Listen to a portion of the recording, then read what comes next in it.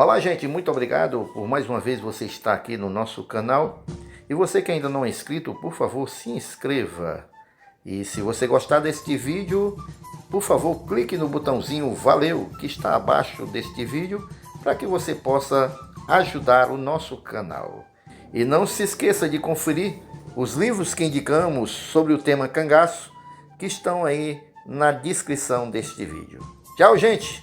Um forte abraço a todos. O vídeo que você verá a seguir está baseado no livro Lampião, a Raposa das Caatingas, do escritor e pesquisador José Bezerra Lima Irmão. Manuel de Souza Neto era um sujeito alto, magro, ligeiramente vesgo, de fala mansa, cheio de tiques nervosos. Quando se sentia aperreado, estremecia a cabeça, os olhos e a boca. Entre os companheiros, era apelidado de Mané Fumaça. Os cangaceiros chamavam-no de Cachorro Azedo. Na história do cangaço, ficou imortalizado como Mané Neto. Manuel Neto foi um dos primeiros nazarenos a ingressar na Força Pública de Pernambuco em 1922 como soldado. Em 1925, foi promovido a aspeçada após o tiroteio na Fazenda Favela. Em fins de 1926, passou a cabo e poucos dias depois, por sua participação na Batalha da Serra Grande, recebeu o posto de sargento. Mais tarde, promovido a tenente, deixou as correrias do cangaço para ser ajudante de ordens do governador Estácio Coimbra.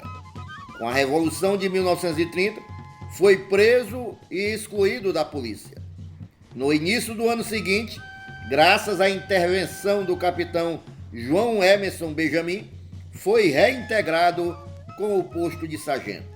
E logo em seguida, recuperou a condição de tenente. Formou então uma volante só de nazarenos, todos parentes, jovenzinhos que mal tinham saído da puberdade. Havia garotos até de 14 anos. O capitão Benjamin, ao ver Manuel Neto chegar com aquela meninada, sem físico algum, fracos demais, objetou: Manuel, é impossível alistar esses meninos, pois o governo não tem vacas de leite para acabar de criá-los. Minha desculpe, capitão, respondeu Manuel Neto, mas se for rejeitado qualquer um desses meninos, volta todo para Nazaré. O capitão, para não contrariar o amigo, alistou a garotada. Porém, no íntimo, acreditava que Manuel Neto, com aquela tropa, ia passar decepção. Com o correr do tempo, os nazarenos ganharam traquejo, passando a ser respeitados no mundo do cangaço.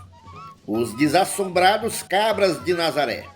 Muitos deles, depois, passaram a comandar as próprias volantes.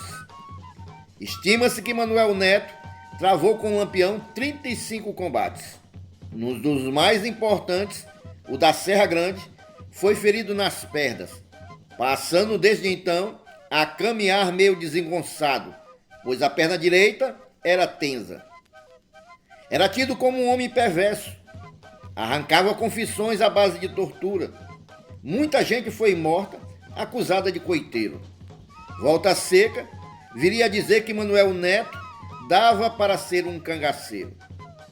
Finda a campanha do cangaço no posto de major, acumulando as funções de delegado e comandante do destacamento de Alagoa de Baixo, atual Sertânia. Manuel Neto prendeu em 1939 um feirante chamado Faustino João Pedro, por suposto roubo. Depois se concluiu que o ladrão era outro. Submetido a terríveis interrogatórios, que eram verdadeiras sessões de tortura, Faustino negava a autoria do crime.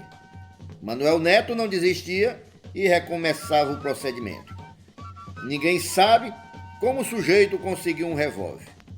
Escondeu-o na roupa. Na próxima vez em que estava sendo supliciado para falar a verdade, Faustino passou fogo em Manuel Neto. Tá aqui a verdade, varapau do diabo. Como a notícia se espalhou na cidade, não era possível liquidar o preso sumariamente. Faustino entocou-se num canto da cela com a arma em punho. Uma multidão formou-se em frente à cadeia. O juiz de direito da comarca foi falar com o preso, assegurando-lhe todas as garantias caso se entregasse, e cumpriu a palavra. Manuel Neto recuperou-se logo. A bala era de revólver michuruca, calibre 22. Nesse interim, descobriu-se quem era o autor do roubo, atribuído injustamente a Faustino. Este, embora inocente quanto ao roubo, era agora autor de uma tentativa de homicídio contra um oficial superior. Manuel Neto foi visitar o preso. Todos achavam que ele ia matá-lo. Manuel Neto disse: Amarelo, eu não tenho raiva de você. Você procedeu como um homem de vergonha.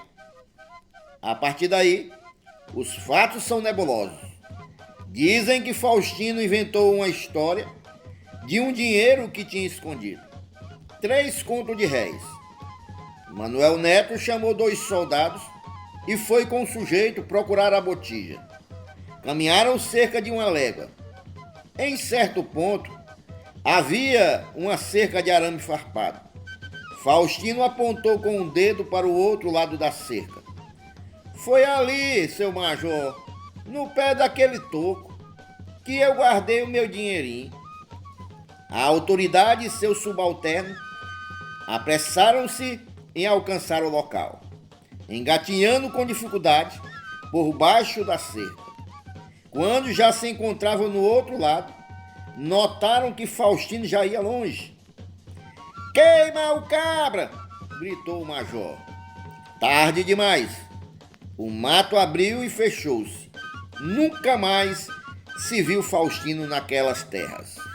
Essa história não foi aceita pelo povo. Quase todos consideram que o preso havia sido retirado da cadeia para ser executado.